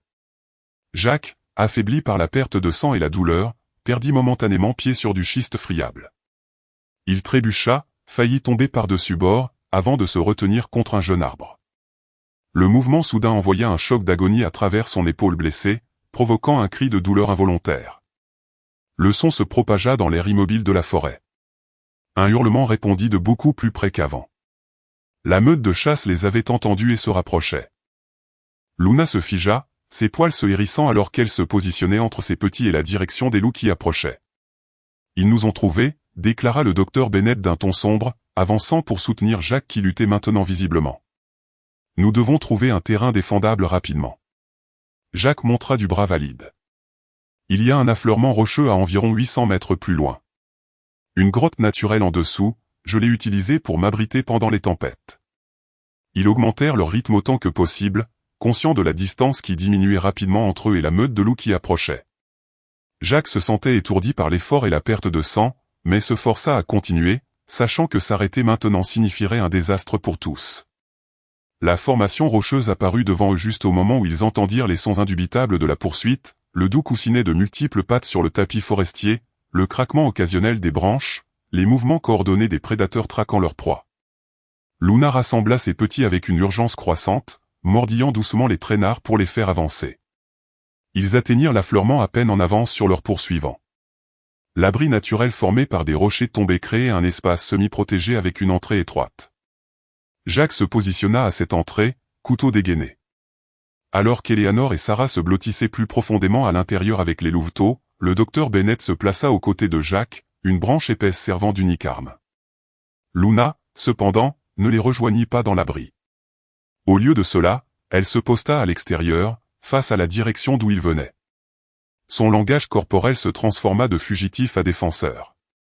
Le changement était si profond que Jacques reconnut à peine la créature blessée et désespérée qu'ils avaient trouvée dans le piège. Debout devant eux maintenant, il y avait un prédateur sauvage à part entière, prêt à affronter les menaces à sa famille. Le premier des loups poursuivants apparut au bord de la clairière, un mâle massif avec une fourrure à pointes argentées et un visage balafré. Il s'arrêta à la vue de Luna, la tête baissée et les dents découvertes, dans un défi clair.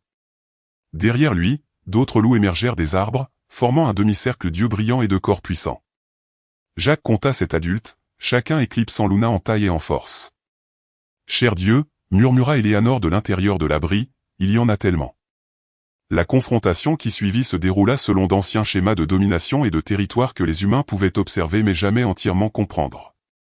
Luna tint sa position alors que le chef de la meute s'approchait, ne reculant ni n'attaquant prématurément. Une série de grognements, de postures et de mouvements subtils constituaient une communication complexe entre les loups.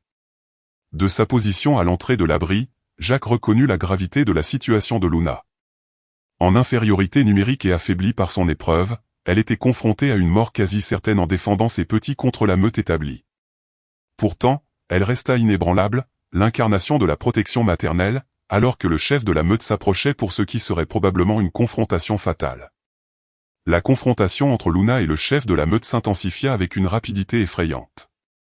Le grand mâle encercla de plus en plus près, sa tête massive baissée, ses yeux ambrés ne quittant jamais la plus petite femelle. Luna resta sur ses gardes, les muscles tendus sous son pelage gris, un grognement bas et continu émanant du fond de sa gorge.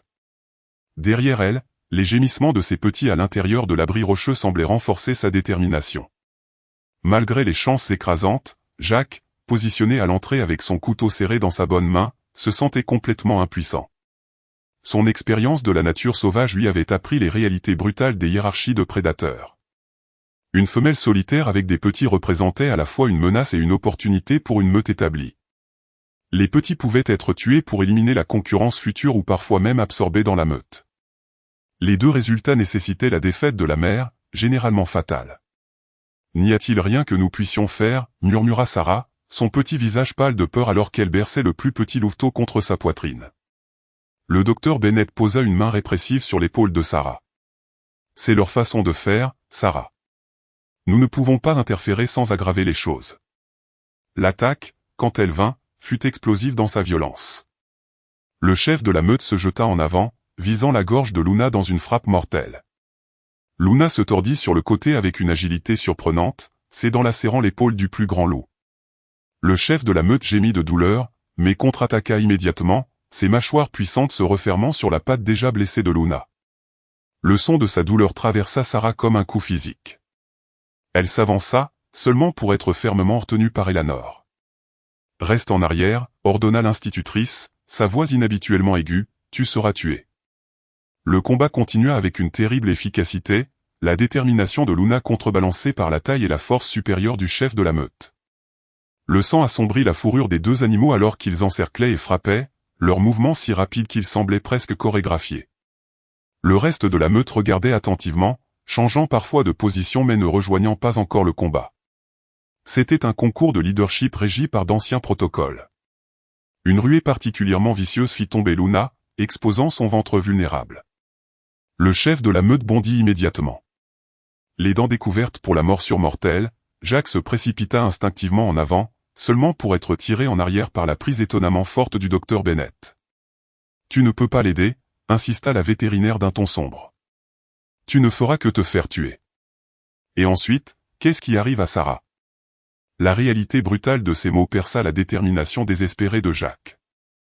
Il se calma, respirant lourdement, la douleur dans son épaule blessée correspondant à la douleur dans son cœur.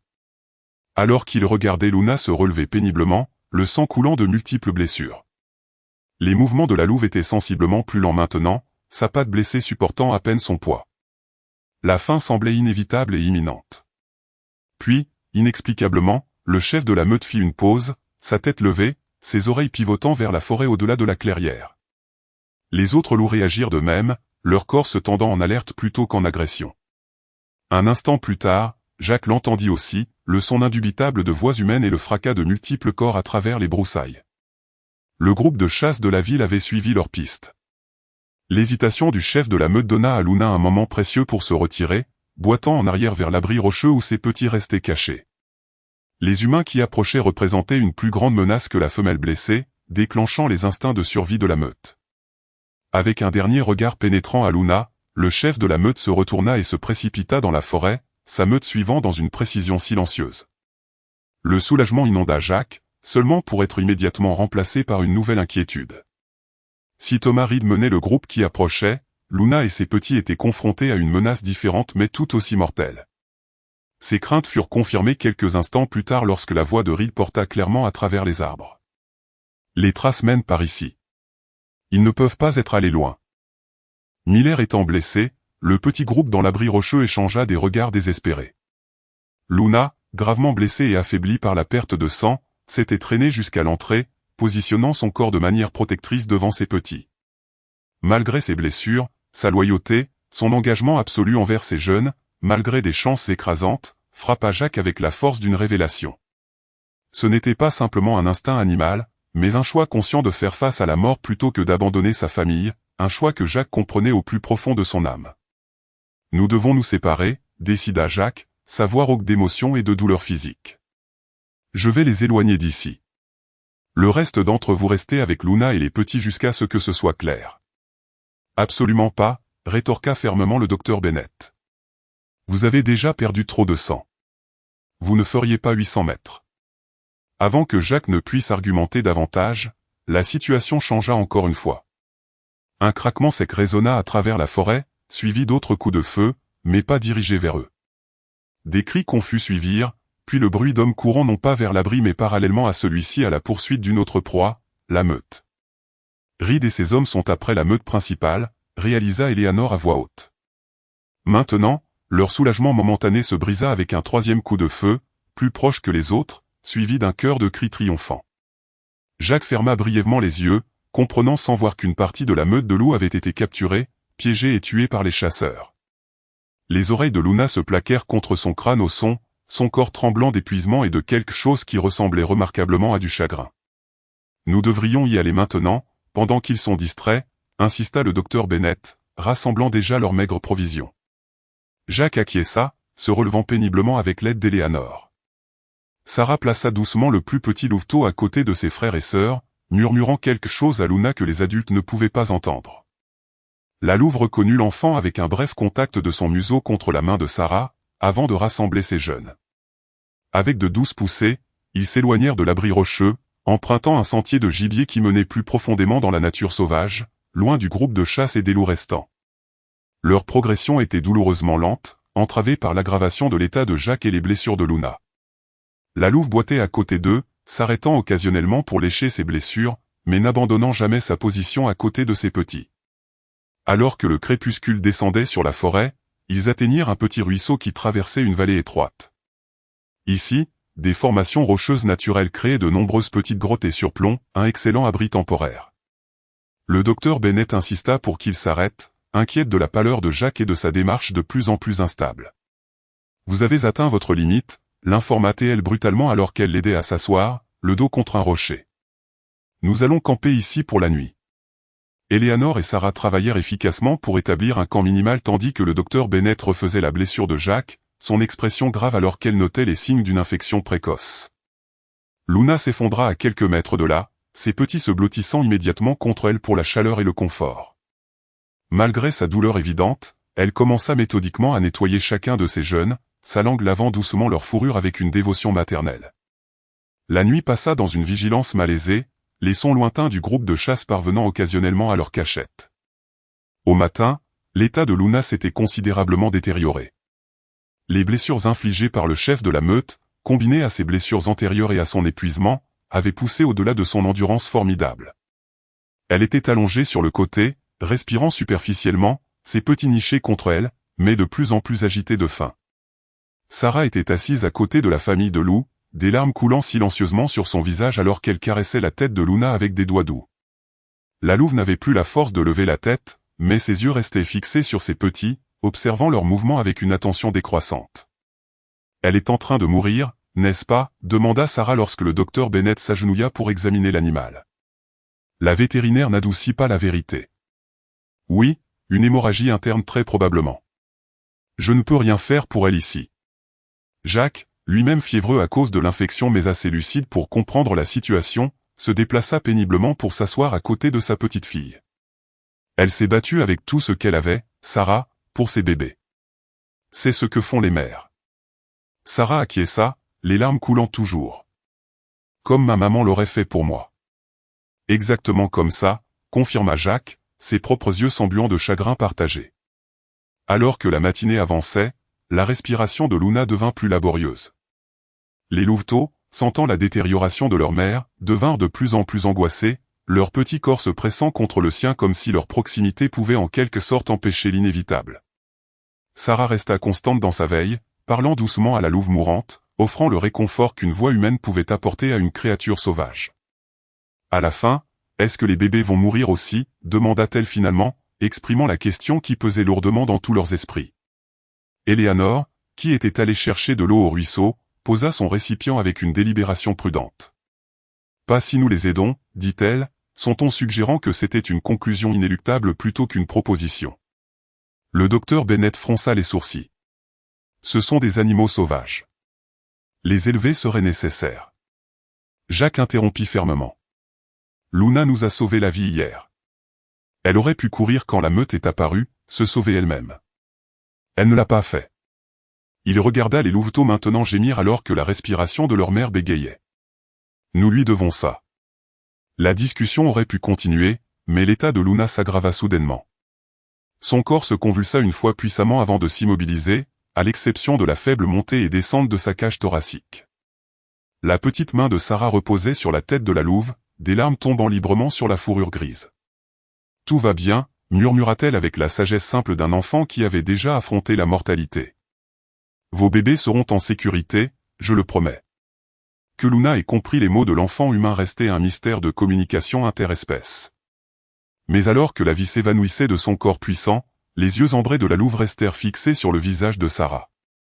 Son dernier souffle s'échappa dans un doux soupir, non pas de douleur, mais de ce qui ressemblait presque à de l'acceptation.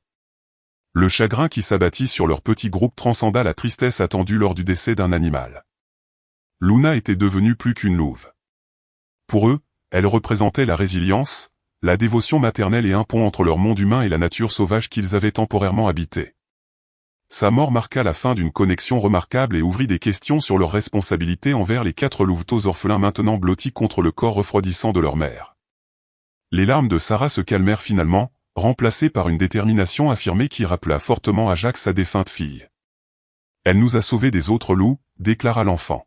« Maintenant, nous devons sauver ces bébés. » Jacques acquiesça, comprenant que cette tragédie avait forcé sa petite fille à affronter à nouveau la perte, mais lui avait aussi donné un but, une chance d'empêcher la dissolution complète d'une famille, même si cette famille avait des pattes et de la fourrure plutôt que des mains et des visages humains. La matinée laissa place à l'après-midi alors que le petit groupe restait séquestré dans son camp de fortune au bord du ruisseau. L'état de Jacques s'était aggravé, sa fièvre augmentant régulièrement, malgré les efforts du docteur Bennett. Avec leur fourniture médicale limitée, les 4 louveteaux orphelins se blottirent ensemble près du corps de Luna, gémissant occasionnellement mais acceptant de petites quantités du mélange de lait que le docteur Bennett avait préparé à partir de leurs provisions décroissantes. Sarah maintint une veille constante sur son grand-père et sur les louveteaux, son jeune visage gravé d'une détermination qui démentait son âge.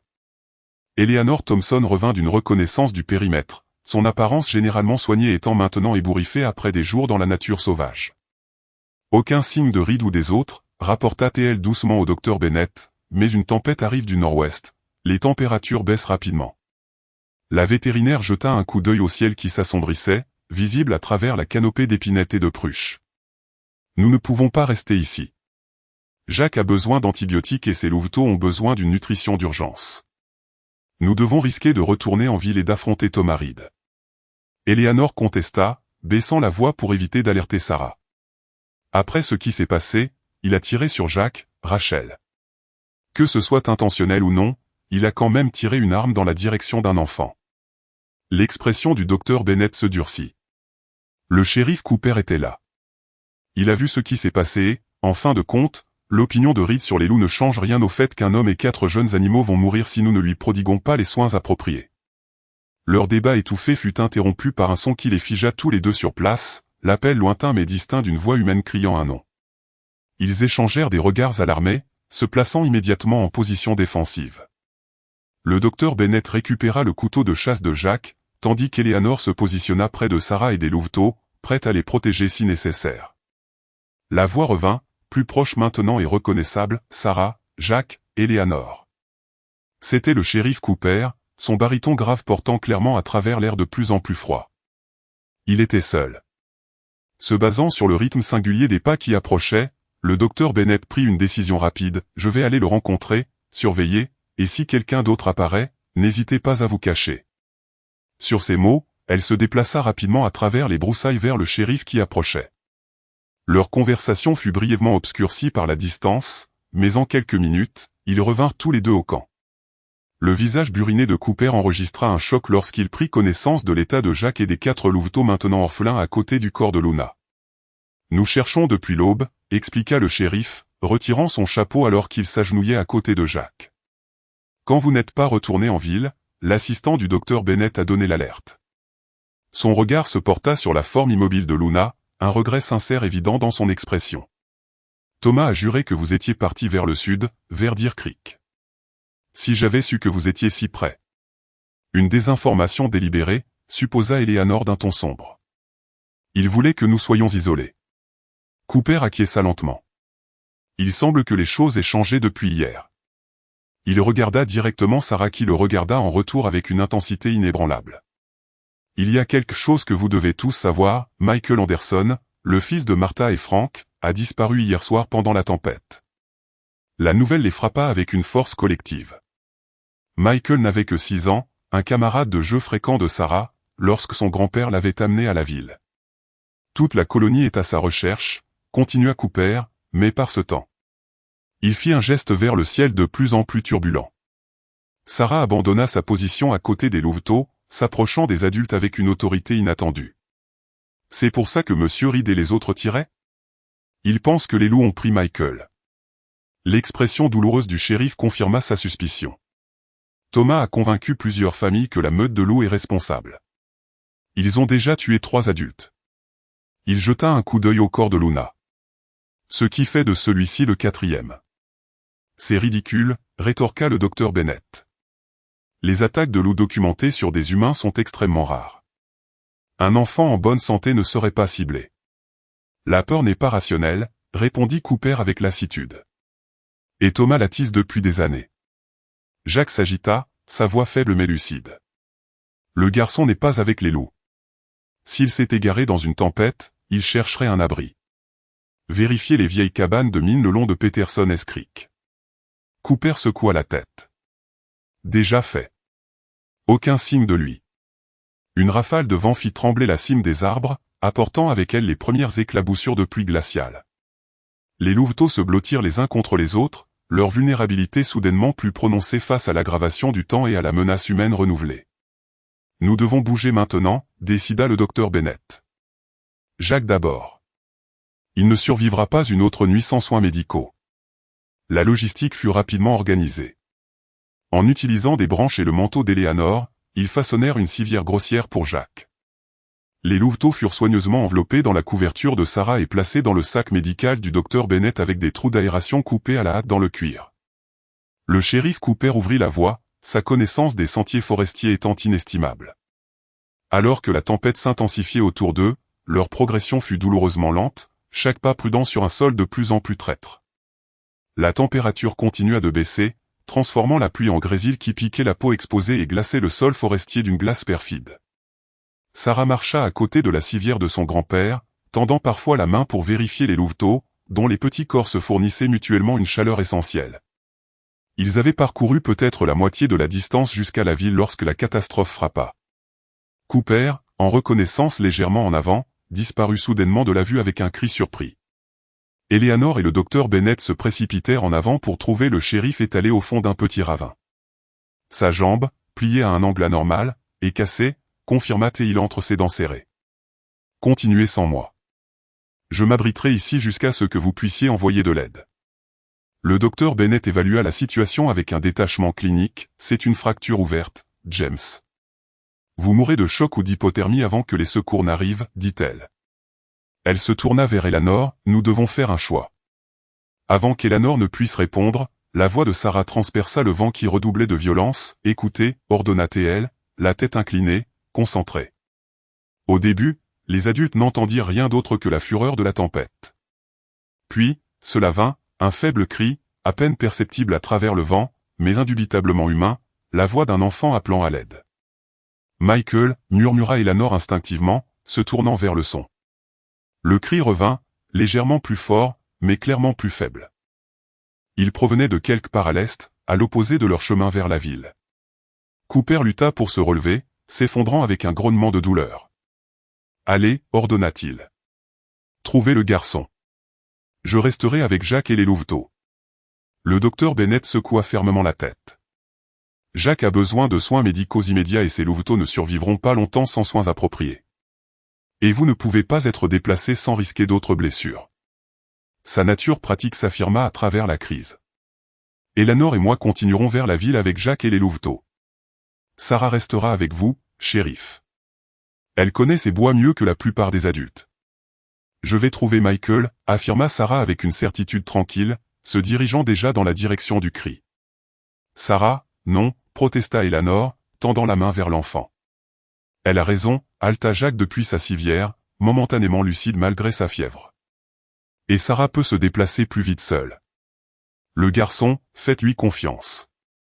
Ses yeux vitreux trouvèrent ses petites filles. Sois prudente, ma petite. Marque ton chemin. Sarah hocha la tête solennellement, comprenant la gravité de sa responsabilité. Elle s'agenouilla brièvement près du sac médical contenant les louveteaux, leur murmurant quelque chose, avant de se relever avec une nouvelle détermination. Sans autre discussion, elle se glissa dans la forêt battue par la tempête, se déplaçant avec l'assurance instinctive d'un enfant élevé dans la nature sauvage.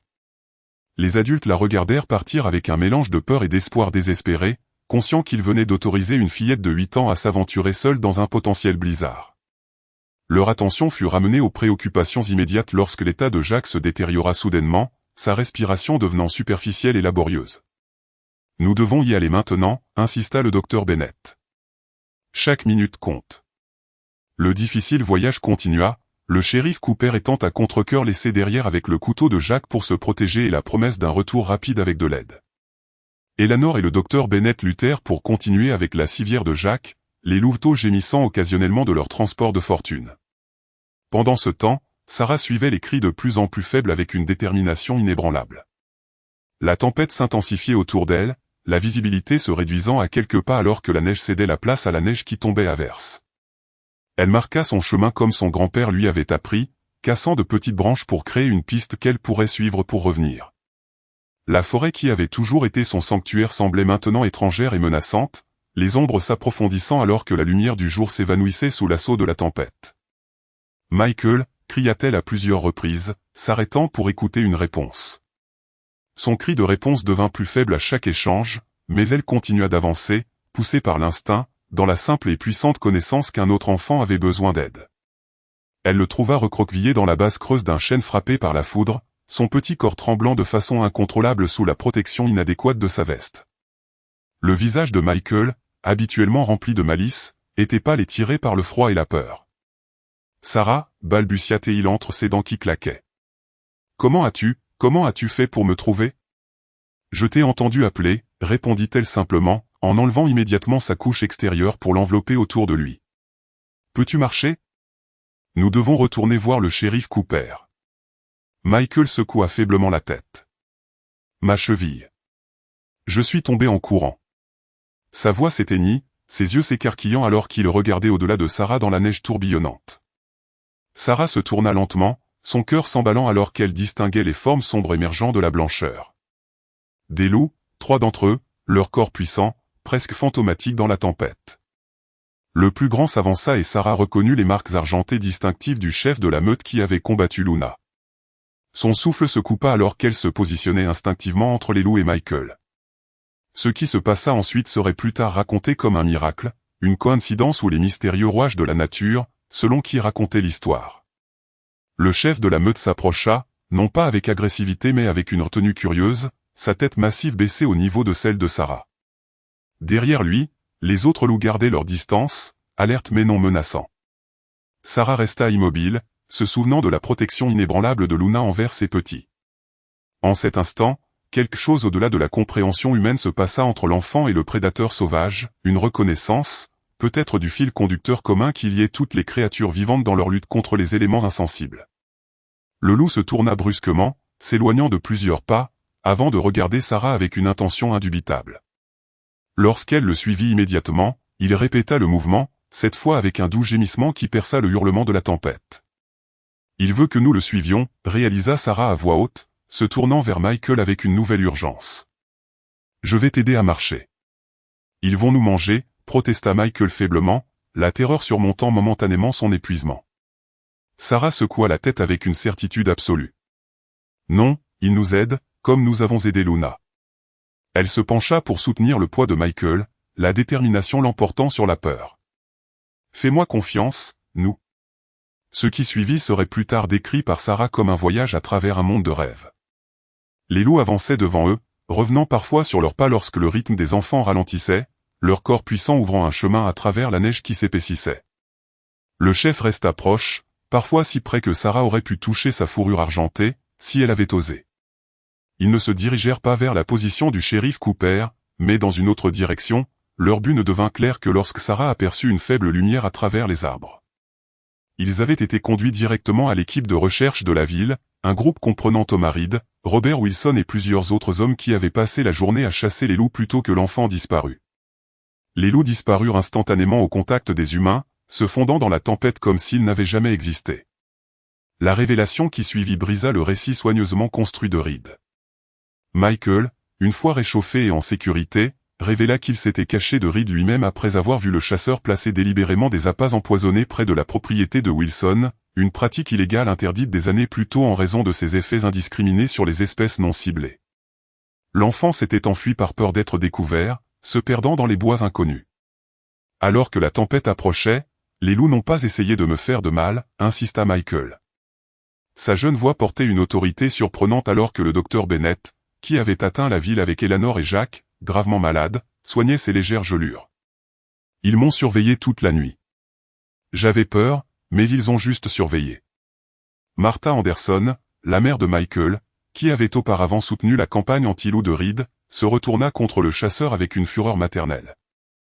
Vous avez failli tuer mon fils avec vos mensonges et votre poison, accusa-t-elle publiquement, sa voix portant à travers la mairie où la communauté s'était rassemblée alors que le blizzard faisait rage à l'extérieur. Et ensuite, vous avez blâmé des animaux innocents pour votre propre méchanceté.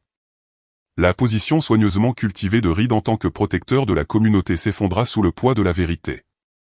Le shérif Cooper, sa jambe correctement remise et attelle après son sauvetage, l'accusa formellement de multiples violations des règlements de chasse, de mise en danger imprudente et de la blessure par balle de Jack Miller.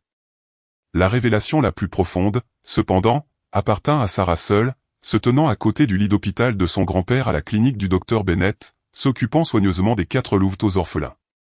Elle comprenait quelque chose que les adultes autour d'elle ne pourraient peut-être jamais saisir pleinement, que le sacrifice de Luna s'était étendu au-delà de ses propres petits pour inclure l'enfant humain qui lui avait montré de la gentillesse.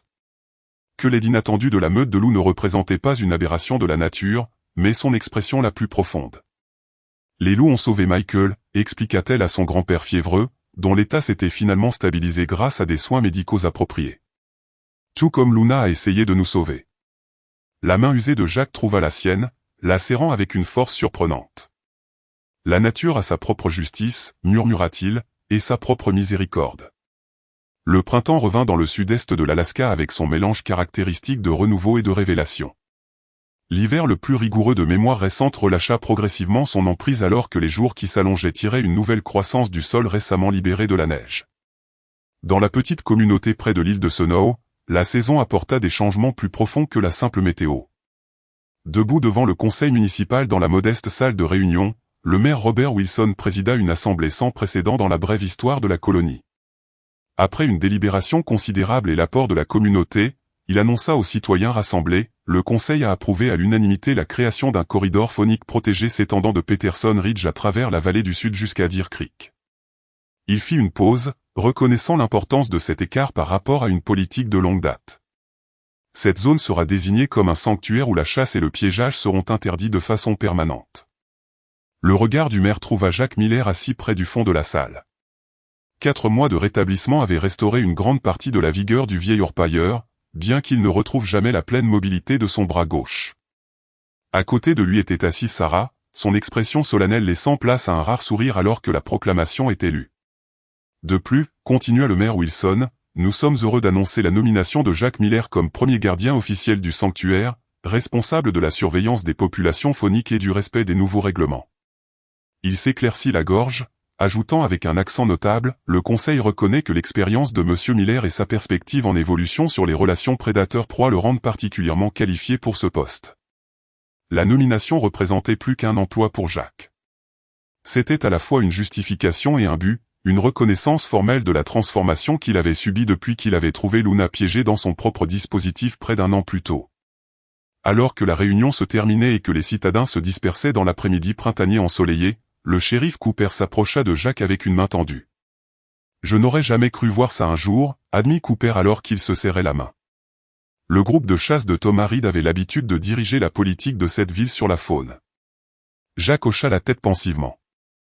La peur est un puissant motivateur. Il faut quelque chose de plus fort pour la surmonter. Comme la vérité, suggéra le shérif, ou la perspective d'un enfant, corrigea Jacques, jetant un coup d'œil à Sarah qui se tenait à proximité, profondément absorbée dans une conversation avec Eleanor Thompson et le docteur Bennett. Il voit clairement ce que nous compliquons avec les préjugés et les vieilles habitudes. La transformation des attitudes de la communauté ne s'était pas produite du jour au lendemain, ni n'avait progressé sans résistance. Thomas Reed et ses partisans les plus dévoués étaient partis après ces problèmes juridiques, s'établissant dans une colonie plus au nord où les vues traditionnelles sur le contrôle des prédateurs restaient incontestées.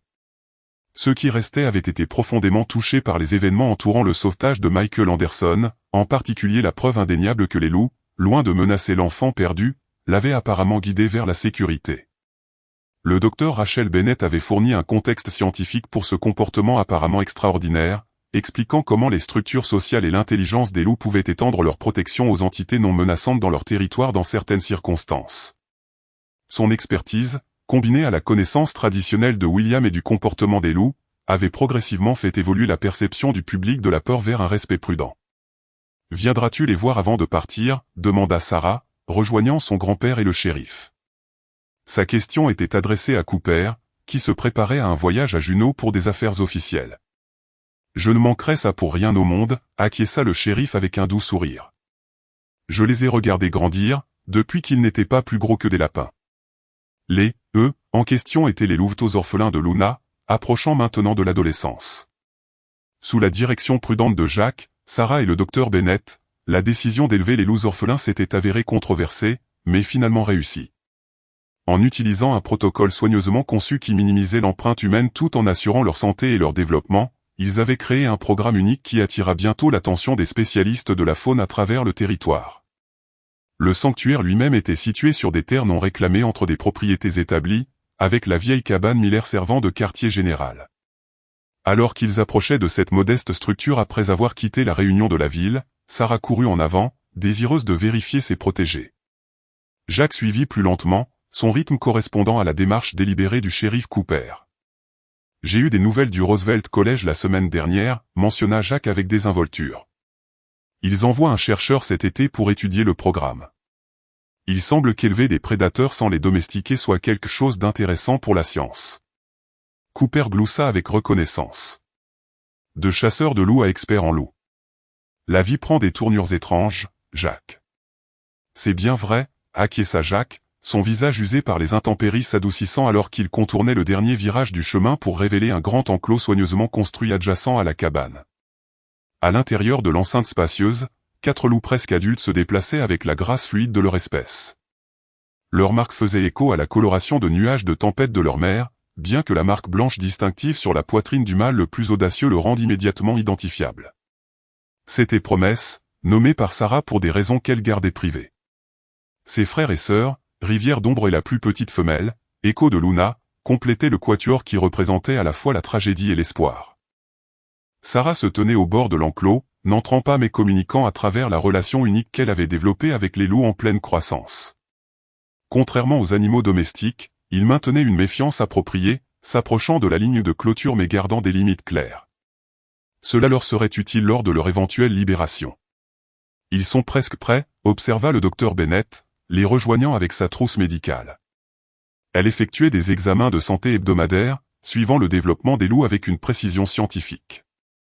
Encore un mois, peut-être 2, et ils seront capables de survivre de façon indépendante. Jacques hocha la tête, une émotion complexe traversant ses traits. Sarah comprend qu'ils ne peuvent pas rester. Nous l'avons préparé. L'équilibre délicat entre nourrir les louveteaux orphelins et préserver leur nature sauvage avait été le plus grand défi du docteur Bennett depuis le début.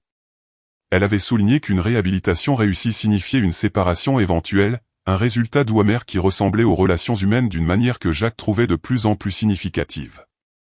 La crête du Sud a montré des signes de retour du cerf, nota Cooper. Un bon territoire de chasse, loin des ranchs.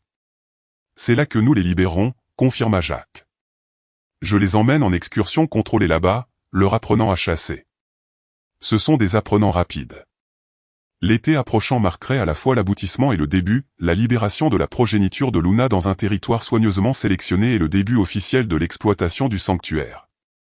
Déjà, les schémas phoniques se déplaçaient en réponse à une pression de chasse réduite. William avait signalé une augmentation des observations non seulement de loups, mais aussi de l'écosystème qui les soutenait, des populations de cercènes, des expansions de castors le long des lits des ruisseaux, même des ours revenant au terrain d'alimentation traditionnel.